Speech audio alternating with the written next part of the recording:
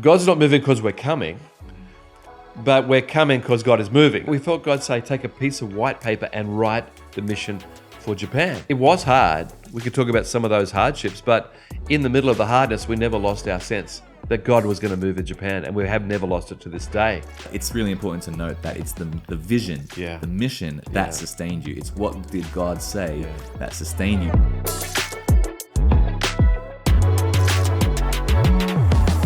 Hi, welcome to the Rodcast, Innovative Missions with Pastor Rod Plummer and team. I'm Monty Plummer, campus pastor of Lifehouse Tokyo, and I'm here today with our senior pastor, Pastor Rod. How you doing? I'm doing great. Looking forward to this new podcast together. It's Absolutely. going to be great. So we're talking about innovative missions, Lifehouse's story. And so I guess the first thing we need to ask is, what is innovative missions to you? Innovative. Well, it's a great word. It means like new thinking. And I just think every I guess, church missions in the world needs to be thinking through thinking, but is there a new way that God is leading us, God is showing us? Nothing new from the Bible, that's the old truth, but put into a new method, format, whatever. So innovative in order to see answers. It's all about answers. So is that why you decided to call this new podcast Innovative Missions? Yeah, I'm pretty excited with this term. I think it's a lot in business at the moment. People talking about innovation, innovative thinking. And we're in a time in the world where we need to be thinking, how do we reach more people around the world? Yeah. Absolutely. And so you've done quite a lot of missions throughout Asia. And so I guess, what started you on that journey of reaching out, of doing missions outside of your home country of Australia?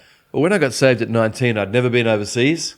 I was very local in my thinking, became a believer. And when I became a believer, the church was very small I went to at first. And there was pictures of missionaries around the world. And I said, what are these people doing? And they explained. And I thought, okay, interesting. So when I went to a great church that was involved in missions, very soon after that, they were doing a mission to Malaysia and Philippines. And it just seemed, okay, that's what Christians do. They're involved in world missions, especially Australia to Asia. So I got on a mission team and had my first experience. So where was your first mission to? It was the Philippines. Hey. Yay, Very nice. Philippines. And then soon after to Malaysia as well. Okay, cool. So it was great. Loved it. And didn't you also get baptized abroad as well? Yeah, I was on a Christian ship for a period of time, and they went to Philippines and to Taiwan. Wow. And it was in Taiwan. I'd been a believer now for 18 months, and I wasn't baptized in water because I was a punk young Christian who thought I was baptized as a baby, and I thought that was good enough. And I'm reading the New Testament, reading the book of Acts, and they got baptized, and the Holy Spirit said, you're not baptized in water. And so being in Taiwan, I just talked to my leaders, can I get baptized here? And they said, sure. And it was in Taiwan, in the city of Taipei in Taiwan. That's awesome. Not only were you baptized in water, but it seems like you were baptized in global missions. Absolutely. It was really true. And it was a great day. I remember all the people around me were Taiwanese who spoke Chinese and got baptized right there. Amazing. So you've been to many countries. You mentioned the Philippines, Malaysia, Taiwan, Indonesia, Thailand even. And so then how did we end up here in Japan? During that very first trip I went on the Christian ship, it was Philippines, Taiwan. We also went to Japan. And we came off the ship, and for 3 months I was teaching English and sharing the good news of Jesus Christ with Japanese, even back in 1980 something and early 80s. And I saw Japanese with an open heart. Right. I knew that God was going to move in Japan. So moving on many, many years later, we'd been to Thailand for 4 years as missionaries. That's where you were born, in Bangkok, in Thailand. Made in Thailand. Got a Thai birth certificate with squiggly writing. And we went back to Australia. And we felt that was going to be our season in Asia, actually. We took on a church. It flourished and grew. But one day, my lovely wife, Viv, had a huge vision from God. This is coming back to Australia, right? This is in Australia, being there 7 years. At the end of that 7 years, she had this vision in about, what was the year now? Year 2021. I can tell you that year. 2001? 2001. There we go. Thank you for correcting me. 2001, so 23 years ago now, 24 years ago, the vision impacted her in a way that was obviously the Holy Spirit. It was obviously God. And she called it the tsunami vision. This big wave came out of nowhere and splashed all over her. She felt the Holy Spirit. And that was the only clue we had about Japan, was she called that a tsunami vision. Right. Which we interpreted as a Japan vision. So we came to Japan. You were a young boy of 8 years old at that time. We left you with Grandma, and I'm sure you tore the house up with Grandma for that 10 days. But we had a great time here and just experiencing Japan, having what I call a Japan experience, which is where you love Japan, love the people, love the food, love everything, and then you realize they've never heard the gospel of Jesus Christ. So then you came back and you guys locked in and said, we're going to Japan. Yeah, it was like that. It was like and everything came together, like the vision, the call, the need, and our church there in Toowoomba, Australia, we had a pastor who was down the road that we were training. He was willing to step in straight away. He's still there to this day, and that church has flourished. That's great. So that was also a good story of handover, succession there, and he's taken it to greater level than we could. But we left, and we raised up a young team of 10 young Australians from all my friends' churches across Australia to give a gap year, a 1 year, to the vision to Japan. And so we moved in 2002 with that group of young Australians and then a Japanese couple that helped us with lots of stuff. So actually arriving in Japan, different country, different culture, different context, different everything, really. Yeah. So what was your guys' mentality or your strategy coming into a new country, a new culture? Were there things you prepared in advance? Were there things you did on the ground? What was that like? It's really important to talk about our time in Thailand and Australia and the Philippines. Accumulation of thoughts of how to do missions and how not to do missions. That's good. Which was for us. We're not saying others should do that, but for us, we had a definite mission and a strategy. We had a lot of strategy. In fact, we felt God say, take a piece of white paper and write the mission for Japan with your team of 10 Australians. So it was very free from preconceived ideas. We read books about Japan, and then we discovered the culture was actually not the same as those books, which is innovative. We had to be innovative because we found our experience was not the same as a previous generation. And I need to say that when we're talking about innovative, it doesn't mean that we're better.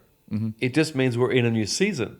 It's really important because missionaries that came and struggled and prayed, we just say thank you so much. But we came in a new season, 2002, a new generation, and we had the freedom to write on a clean sheet of paper. So we knew we were going to discover from day one.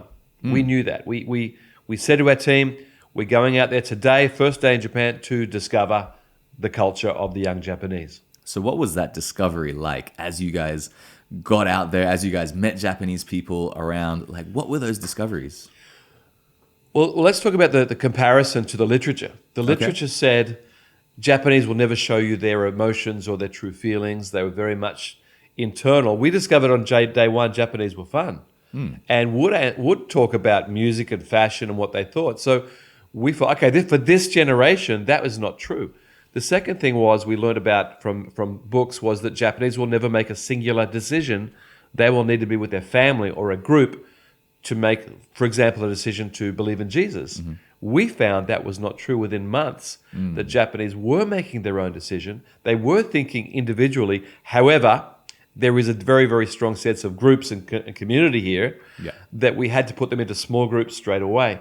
But Japanese made their own decision. And we had a guy visit us from Coca-Cola America, a marketing guy, and he said, hey, we send marketing teams to the streets of Shibuya, which is the youth center, to ask young people, what do you think of this flavor? And we know we're going to get an honest answer. So in the first few months, we're discovering the literature says this, but we find this new generation, again, let me say it over and over, for this generation, that literature did not make sense. It didn't connect. We had to go out and ask the Japanese firsthand. That's interesting because I think there has been a long maybe record or history of maybe not great reports of Japan. It reminds me of the story of the spies that spy out the land And it seems like there's been reports that have come back that says, oh, it's too hard, it's too dark, it's the graveyard of missions, all those things. But then you guys came, and it felt like the two spies that came back with a great report and said, wow, this land is amazing. Yeah. Let's go. But we only came here with one thing in mind, and that was the tsunami vision, which, coming back to it, it was a big wave that flowed over Viv, and she felt God's love and grace. And we felt God was saying a tsunami, a spiritual tsunami, not a real tsunami. A spiritual tsunami was going to bring this to Japan. So we only ever arrived here with that thinking. Right. That God's not moving because we're coming, but we're coming because God is moving. You know what I mean? Like, yeah, absolutely. It wasn't us. It was God saying, do you want to be part of it? And we said yes. So when we arrived, we had that in our hearts. We met Japanese who were open. We had a lot of opposition too. But reaching our target audience, I know that's probably not the greatest thing for missions, but these are the people we want to come and love. We found they were open. We were excited. And it was hard. We could talk about some of those hardships, but in the middle of the hardness, we never lost our sense that God was going to move in Japan, and we have never lost it to this day. Yeah. In fact, I said to our team, I said it as a joke, but I'm sort of, it was true. I said, I want to be the most positive man in Japan for missions. And that wasn't a comparative, like I'm better than you, I'm better than you. I just knew we had to set a new bar of positivity and faith statements over this nation. That's great. I think it's interesting as well, like, we can talk as much about strategy and, innovation as much as possible, but it's really important to note that it's the vision, the mission that sustained you. It's what did God say that sustained you through the ups and downs, because there certainly were ups and downs. It was huge downs. There was huge hardships. So we almost didn't survive. Those first few months were really, really brutal. I have to use that word. Yeah. Not brutal for our team, like internally, but like, whoa, it was so hard. But we held that. We held the word of God. We knew that God was going to move, and we had to do the things until we saw that happen. And that's that gap is a culture concept that God was going to move. So, Peter Drucker says that culture eats strategy for breakfast. It's a famous old saying. It's great. And I think that's true. I think in the engine room, whether it's in the home country or on the ground here, the engine room, the culture sets the strategy. Yeah. So when the strategy was not working in the first few months, it wasn't. It was so hard. We had to go back and hold on to culture. What was the culture? God's going to move like a tsunami. So the culture really does maintain strategy. So if the strategy is not working, we go back to the culture and say, well, what do we do? What do we change? So that's innovative. So the innovation is often not the culture. The innovation is the strategy that meets the culture. So let's talk a bit about that. Like, what were some of those strategic building blocks that you had coming in? I mean, we had the Australians, we had the two Japanese people, we had us.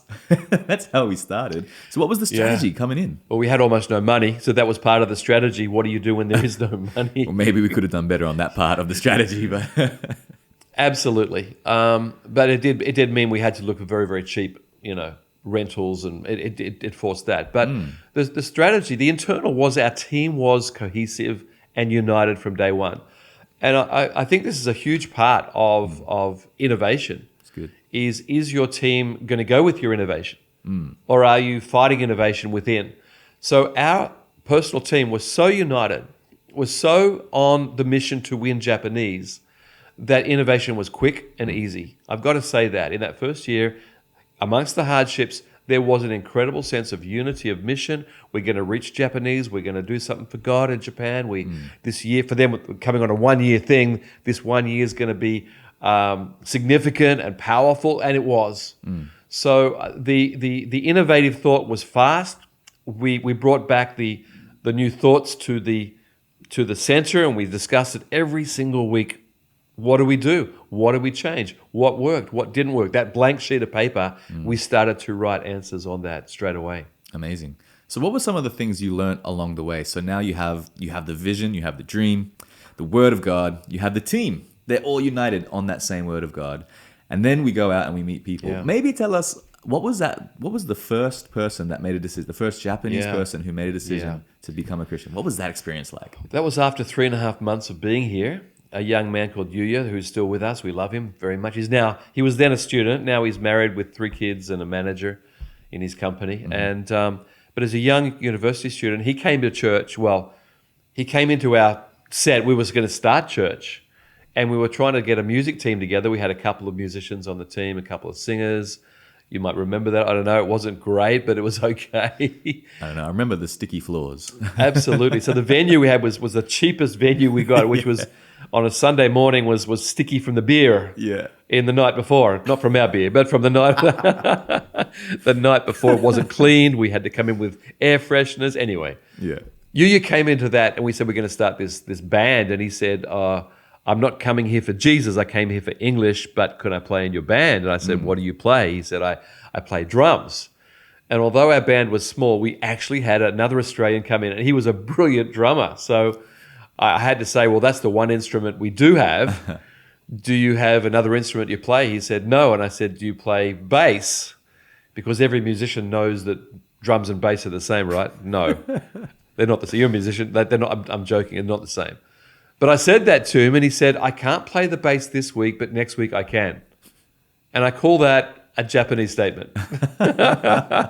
He said, "Can I have the sheet music for the 3 songs next week?" Whoops. And we gave him the sheet music. I mean, okay, you haven't come for Jesus, you've come for English, and now band.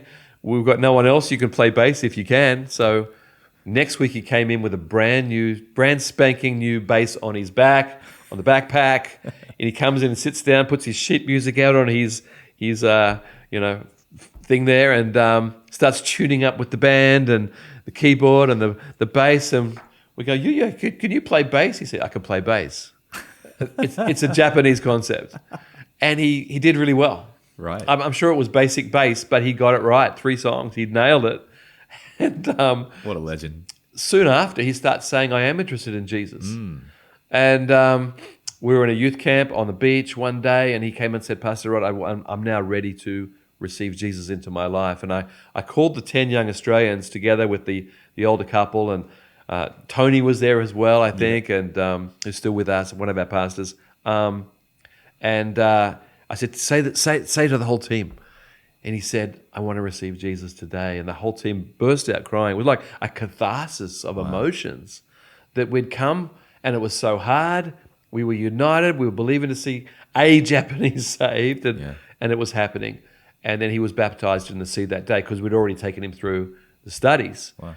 So our team said this. Our team said something very significant. They said, if it was for this one, we would have come for the year. Wow.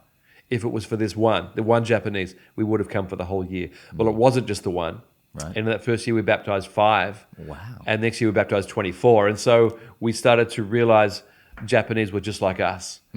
Just like us in so many ways, but they didn't understand. But the importance of that and the team for the year was that, like, they weren't going home after one, but it actually set our culture as realistic.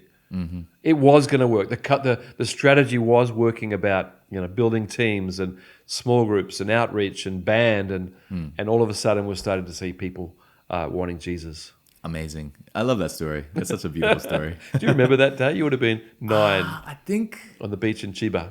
vaguely. I think we did a few beach things, so Yeah. they're kind of like all melded into one Sure. in my mind. Yeah, I think we were there with another church called New Hope in there, and so like together we were doing an Right. event, but it was really exciting.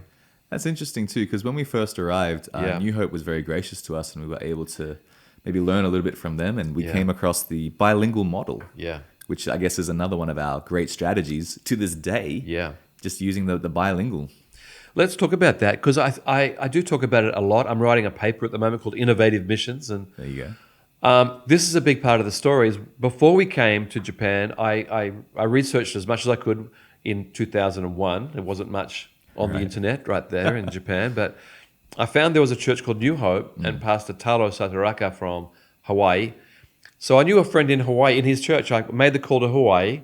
I still remember trying to get to a person. It was just a recording, and I kept making the call. And finally, this is who I am. I'm friends with these churches, and can you give me Pastor Taro's number? They graciously did. I rang him from Australia, and he's a big man, a great man, and he said, "Hey, Rod, yeah, come over to Japan. Let's have some coffee, and we can talk." And I don't know if that's the right accent, but anyway, I came across, and he said, "Oh, yeah, I was with my daughter in the park when you phoned me," and he's just Australian, Anyway, we got together, we connected. I said, Talo, I'm bringing my team of 10 and my family. You've got an amazing church. Can we come and learn from you for 3 months? And at the end of 3 months, we are going to church plant, open agenda, which I think is really important. This is what we're going to do. And we won't take any of your people, but can we learn from you? And he said, sure, come. So the team came, and week 1, we were in his church on a Sunday. We helped him set up and pack down. Our team became his team for 3 months. Right. And we saw the bilingual expression in both song and message. We saw joy. We saw young Japanese with incredible joy setting up, and we thought, Japanese love to serve. Japanese love to have joy. Japanese love this message of Jesus. And immediately in week 1, we learned, I said to Talo, it's like we learned years in 1 week, or 3 months, many years. We learned that they do hula. So they had hula dances, and we Australians can't do that very well. They do ukulele, and we don't do that very well. Unfortunately. But what we learned from that was that they didn't have to be Japanese. They could be Hawaiian who loved Japanese. Good. And the Japanese loved them. And so as an Australian team, again, in Innovative Missions, we said, well, we can't do hula or ukulele, but we could do Australian rock Christian music, and we can do goofy things like, hello, we're from Australia. And we did that on the streets. Hello, can we be your friends? So we learned from them so many things about Innovative Church in Japan. And recently I asked Pastor Talo, who's still a very close friend, in fact, we're doing some strategic things together again. I said, remember when I did that, Talo, in the first year? He said, yes. I said, has anyone else ever done that? Come and sat with you as they moved to Japan? He said, no, Rod, you were the only one. And I thought, what a waste. So Innovative Missions to me is understanding what is working in the country, and you can imitate it, you can morph it, but learning quickly from another group and using their materials saved us years, and we loved it. Yeah. I think that alone is quite innovative in of itself. Like you said, not many people actually do that. They don't come with an open agenda and say, hey, we're here to learn. Can we see how you do it? We haven't really experienced much of that or seen much of that or heard much of that. Yeah. But I think that alone, like you said, saved years of learning the hard way. Why would you learn the hard way when you could learn the easy way? And you're right. We have a great relationship with that church till this day. Yeah. And they're flourishing. Yeah. We're flourishing. And you're friends with the next generation. Yeah. It's just another generation of friendship with New Hope. It's awesome. So I think that's really interesting and a beautiful thing to see when missions is done right.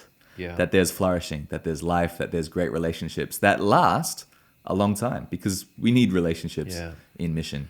And we've got others that we met in that first year are still our best friends to this day as well. That's great. Because anyone who's going to win souls in Japan and be successful are going to be friends. Absolutely. Easy. Amazing. So then, fast forwarding many years, we're 23 years into this now.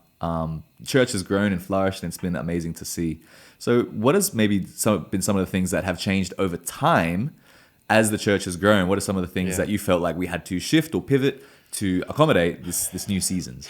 I think the greatest shift in all the years was when the Japanese converts became leaders, which we wanted from year 1, but it takes time. Right.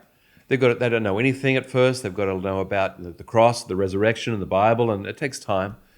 Even Jesus took 3 years with his disciples, right? Yeah. So it's going to take us a lot of years. But when the Japanese started to become the leaders, it was much more in the culture. It was more in the ground. We still brought teams across of young Australians. They've always been a blessing. We loved that. But when the Japanese and others living here, such as Filipinos living here long term, got the culture, the church really moved ahead with its strength and its size. It was absolutely what we had to get to. So all our innovation would not have been enough unless it was in the ground. And I think that's really important, because a lot of people do come here and innovate, but then they leave. Right. And it often falls down. And I think the key is longevity until you see it in the local culture. That was huge. Another big change we went through was COVID, and we had to do everything online, and we couldn't have a meeting for 2 years. Yeah. And coming out of that, there was some changes using online and in-person. And one of the things that brought COVID was not an innovation in us, but an innovation in Japan, where we've all discovered that Japanese did not want to work such long hours anymore. Japanese didn't want to go on these long drinking parties anymore, Yeah. young Japanese. So we started to realize that the culture shifts in the 23 years here, not just our innovation, but Japan is innovating, and we can use that innovation to change our strategy, not our culture. Very good. And so I think that's where it's been really great for us is to keep talking. What's changed in Japan? What's changing in Japan? How do we change, not the gospel, not the message, but how do we change our outreach, Right. our connections, etc. Yeah. So the what has never really changed, but the how continues to innovate as time goes on. So now we're here in 2025. We're 23 years into this. We have 10 campuses in Japan and 4 overseas. So what do you see for the future? Like, what is the vision? What's burning in your heart? Yeah. I mean, Viv and I, or especially me, are older now. And the issue is a handover, succession, doing it really, really well to your generation, to you and Melissa and Richard and Janice in Hong Kong and the other campuses that we love, our pastors. And all I can see from that is multiplication. From those 14 plus our online, all I see is multiplication, that we've actually built a foundation. And I think in missions where there was not a large amount of Christians in any country or believers, you've got to build a foundation. So although all that innovation has built a foundation, Right. I'm very thankful and we're very blessed and we love everyone. But imagine if that foundation now became a springboard, a springboard to all of those planting 10 churches or leaders everywhere and business leaders and great families, and it actually became a multiplying work. That is what I see for the future under you and your generation. And I think that's in your heart, right? 100%. And in New Hope's youth and the other churches' youth. And so we're building this foundation of faith for another generation. Absolutely. And another generation is very grateful and very thankful for the generation that has gone before us. Because I was talking with some of the young guys from New Hope saying, we're so thankful that we get to stand on the shoulders of giants that have gone before us. And so it's just amazing to see how generations bless generations. So the vision of the wave, of the tsunami of God's love and grace has never been stronger. It's amazing. So I think just lastly, talking to people who are watching today, anyone that might be interested in missions, in church planting, what is something that they could start thinking about that could help them to think innovatively, to think outside of the box? I think we need to understand this generation, the Gen Z, and missions is the old message of Christ, the gospel of Christ in innovative new methods, which will excite you. It's including online, it's including using social media, which we haven't talked about today. It's huge. We will. Talking about the world is flat in terms of youth culture across the world.